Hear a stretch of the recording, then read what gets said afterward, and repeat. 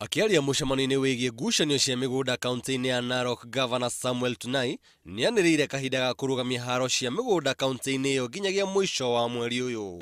Cessation of hostilities is going to start from now. There will be ceasefire and people will continue to coexist. Rĩtana rĩa thayũ nĩrĩnyitĩtwo mbaru nĩ ambunge Gideon Konchela na Mũruna we John Ng'eno arĩa marũgamĩrĩire matũra marĩa makoretwo makĩrũa na makori arĩa mathamĩte macokererie mĩciĩ yao.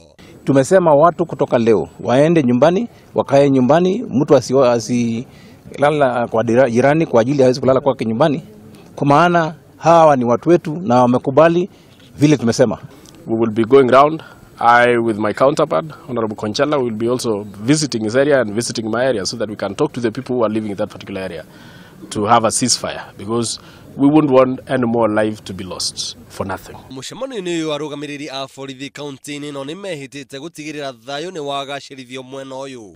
The government will continue to support the peace declarations with the security operations, patrols and all efforts that are geared towards ensuring that this area is secure. Ngucanio ĩno ĩkoretwo ho gwa kahinda ka mĩaka 30 gatagatĩ ga gĩkundi gĩa kũrĩithia ng'ombe gĩa Sharkuta na kĩa Jiptip.